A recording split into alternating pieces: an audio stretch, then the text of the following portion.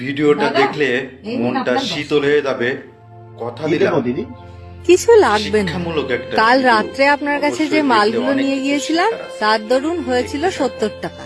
আপনাকে আমি 100 টাকা দিয়েছিলাম, আপনি আমাকে ফেরত দিয়েছিলেন 40 টাকা। আপনি আমাকে 10 টাকা বেশি ফেরত দিয়েছিলেন, সেই 10 টাকাটাই আমি আপনাকে দিতে এসেছি। আমি কাল রাত্রেই এসেছিলাম, কিন্তু আপনার দোকান বন্ধ হয়ে গিয়েছিল, তাই এখন দিতে এসেছি। কোথায় থাকেন দিদি আপনি? এই তো ভাকরির চালতিয়াতে। অত দূর থেকে 10 টাকা দিতে এসছেন, অন্য কোনোদিন মাল নিয়ে অ্যাডজাস্ট করে দিতেন।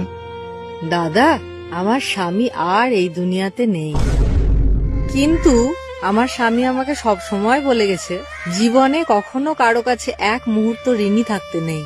ঋণী হয়ে যদি কেউ কখনো মারা যায়, তাহলে সে কখনো পরকালে পার হতে পারে না।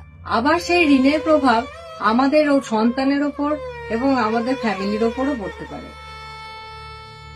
ধন্যবাদ দিদি। ঠিক আছে দাদা, আসছি।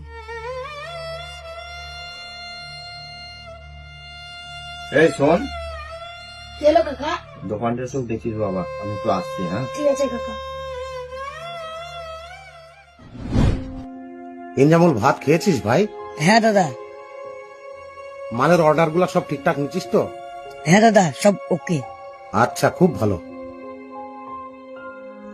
দাদা ভেতরে আসবো? আরে মোহনদা, আসুন আসুন, বসুন। এই ইনজামুল, দাদাকে বসতে দে। ওকে স্যার, নেন বসেন। ধন্যবাদ দাদা। বলুন দাদা, কি খবর? কিসের জন্য এসেছেন? দাদা, কালকে যে মালগুলো আপনার কাছে অর্ডার করেছিলাম সব ঠিকঠাকই ছিল, কিন্তু পয়সার হিসাবটা একটু ভুল ছিল। কেন দাদা? আমি তো সবকিছু ঠিকঠাক করেই আপনার মালের সঙ্গে পয়সাটাও পাঠিয়েছি, তাতে আবার ভুল কি ছিল?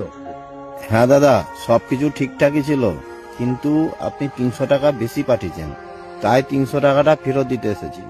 হুঁ, আরে মোহনদা, তাতে কি আছে? সামনেবার যখন মাল অর্ডার করতেন তখন না হয় অ্যাডজাস্ট করে নিতে পারতেন, এটা আবার আসার কি দরকার ছিল? দাদা, সামনেবার পর্যন্ত আমি যদি এই দুনিয়ায় না থাকি। তার মানে? তার মানে জীবনে তো কোনো গ্যারান্টি নেই দাদা, কে জানে কখন কার কি হয়।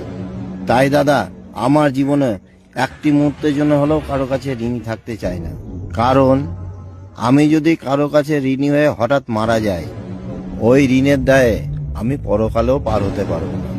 আবার আমি মারা যাওয়ার পর আমার ঋণের প্রভাব আমার পরিবার, আমার বাচ্চাদের উপরও পড়তে পারে। দাদা